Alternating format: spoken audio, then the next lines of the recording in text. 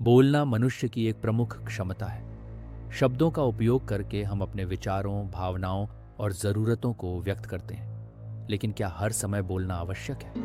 क्या कम बोलना समझदारी है या ज़्यादा बोलना बुद्धिमत्ता की निशानी है? इसी प्रश्न के उत्तर में भगवान बुद्ध ने अपने एक शिष्य को एक प्रेरणादायक कहानी सुनाई थी। एक बार की बात है, भगवान बुद्ध अपने शिष्यों के साथ विहार कर रहे थे। एक दिन एक नया भिक्षु संघ में शामिल हुआ। उसका नाम था सुधीर। सुधीर बहुत तेज, बुद्धिमान और उत्साही था। वह हमेशा ध्यान लगाता, नियमों का पालन करता और हर विषय पर चर्चा करना पसंद करता। लेकिन उसकी एक आदत थी, वह बहुत अधिक बोलता था। प्रत्येक प्रवचन के बाद वह सवाल पूछता, हर विषय पर अपनी राय देता और जब दूसरे भिक्षु ध्यान में बैठते तो वह बातचीत करने की कोशिश करता।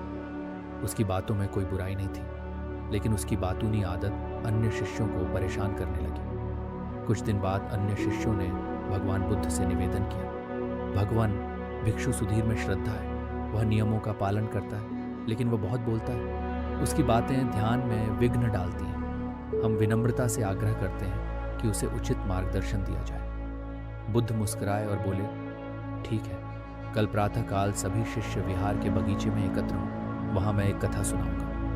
अगले दिन सभी शिष्य एकत्रित हुए। बुद्ध ने शांत स्वर में कहना शुरू किया, बहुत समय पहले की बात है। एक घना जंगल था। वहां दो पक्षी रहते थे, एक तोता जो बहुत बोलता था और दूसरा हंस जो बहुत कम बोलता था। दोनों अच्छे मित्र थे, लेकिन स्वभाव में पूर्ण विपरीत। एक दिन उनके इलाके में एक चालाक सांप आया। वह रोज कुछ ना कुछ शिकार करता और धीरे धीरे सभी छोटे जानवरों में भय फैल गया। तोते ने तुरंत शोर मचाना शुरू कर दिया, देखो, यहाँ सांप आया है, हमें कुछ करना चाहिए, हमें लड़ना चाहिए, भागो, छिपो।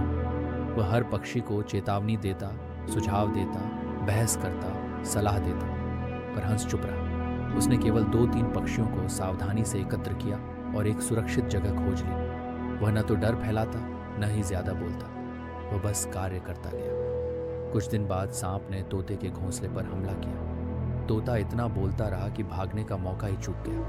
वह मारा गया। जब सांप हंस की ओर बढ़ा, तब तक हंस अपने साथियों के साथ सुरक्षित स्थान पर जा चुका था। बुद्ध का संदेश। बुद्ध ने सुधीर की ओर देखा और बोले, तोते की तरह बोलने से ज्ञान नहीं बढ़ता, हंस की तरह समझदारी से कार्य करने से मौन भी वाणी बन जाता है। बुद्ध ने धीरे से आगे कहा, संयमित वाणी ही सच्ची वाणी है, न अधिक न कम, जितनी जरूरत हो उतनी ही वाणी प्रयोग करो। कुछ लोग सोचते हैं कि ज्यादा बोलने से वे ज्ञानी लगते हैं, लेकिन वे अपने ही शब्दों में उलझ जाते हैं। कुछ लोग सोचते हैं कि मौन रहने से वे बुद्धिमान लगेंगे, लेकिन अगर समय आने पर वे मौन ही रहे तो वह भी मूर्खता है। इसलिए सही समय पर सही बात कम शब्दों में कहनी चाहिए। यही मध्यम मार्ग है। सुधीर का परिवर्तन। सुधीर गहराई से सोच में पड़ गया। वह समझ गया कि उसका अधिक बोलना दूसरों के लिए अवरोध बन रहा था। उसने बुद्ध से क्षमा मांगी और वादा किया कि अब वह सोच समझकर संतुलित रूप से बोलेगा। समय बीता।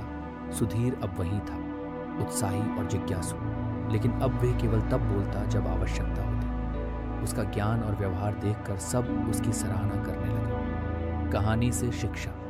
इस कहानी से हमें यह समझने को मिलता है कि बोलना एक कला है, लेकिन मौन रहना भी एक बुद्धिमत्ता है।